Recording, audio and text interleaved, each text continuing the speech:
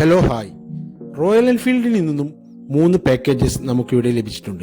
അതിൽ adventure windscreen അൺബോക്സിങ്ങും ഇൻസ്റ്റാളേഷനുമാണ് നമ്മൾ ഈ വീഡിയോയിൽ കാണാൻ പോകുന്നത്.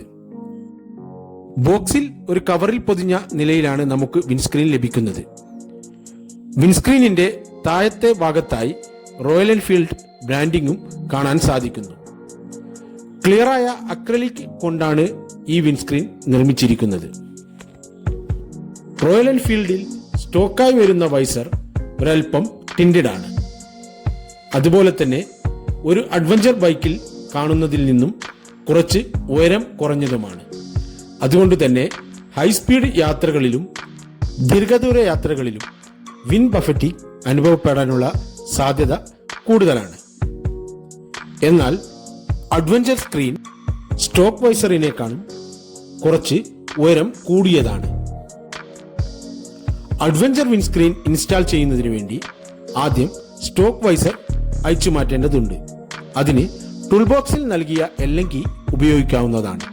എല്ലും കീ ഉപയോഗിച്ച് 4 ബോൾട്ടുകളും അഴിച്ചു മാറ്റിയതിനു ശേഷം സ്റ്റോക്ക് വൈസർ എടുത്തു മാറ്റാവുന്നതാണ്. സ്റ്റോക്ക് വൈസർ എടുത്തു മാറ്റിയതിനു ശേഷം അതിൽ നൽകിയിട്ടുള്ള റബ്ബർ മൗണ്ടുകൾ അഴിച്ചെടുക്കേണ്ടതുണ്ട്. അഴിച്ചെടുത്ത റബ്ബർ മൗണ്ടുകൾ പുതിയ അഡ്വഞ്ചർ സ്ക്രീനിൽ ഇൻസ്റ്റാൾ ചെയ്യേണ്ടതാണ്. അഡ്വഞ്ചർ സ്ക്രീനിനോടൊപ്പം ഫിറ്റിംഗിന് ആവശ്യമായ യാതൊന്നും ലഭിക്കുന്നതല്ല. അതുകൊണ്ട് തന്നെ സ്റ്റോക്ക് വൈസറിൽ നിന്നുമുള്ള ബോൾട്ടുകളും റബ്ബർ മൗണ്ടുകളും പുതിയ അഡ്വഞ്ചർ സ്ക്രീൻ ഫിറ്റ് ചെയ്യുന്നതിന് ആവശ്യമാണ്.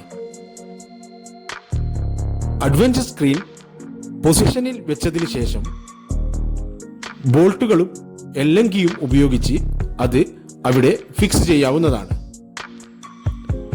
4 ബോൾട്ടുകളും നല്ല രീതിയിൽ തന്നെ ടൈറ്റ് ചെയ്ത് എന്ന് ഉറപ്പിക്കേണ്ടതാണ്.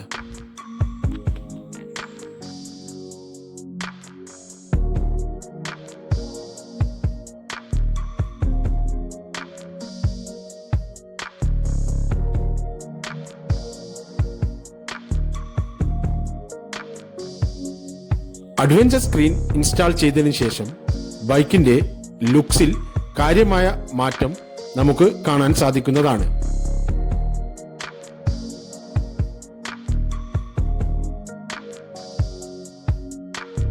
ഇനി ബൈക്ക് റൈഡ് ചെയ്യുമ്പോഴുള്ള വ്യത്യാസവും വിൻഡ് ബഫറ്റിംഗും നോക്കാം.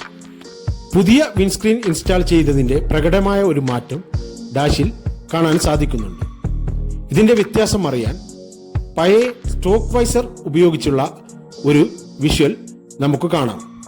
ഈ വിഷ്വലിൽ വിൻസ്ക്രീൻ വളരെ ചെറുതായി നമുക്ക് കാണാൻ സാധിക്കുന്നതാണ്. വിൻഡ് ബഫറ്റിന്റെ കാര്യത്തിൽ ഒരു ചെറിയ വ്യത്യാസം മാത്രമാണ് എനിക്കിപ്പോൾ അനുഭവപ്പെട്ടിട്ടുള്ളത്. ഒരു ലോങ് റൈഡ് പോയതിനു ശേഷം ഡീറ്റെയിൽഡ് ആയിട്ടുള്ള റിവ്യൂ ഈ ചാനലിൽ പോസ്റ്റ് ചെയ്യുന്നതാണ്.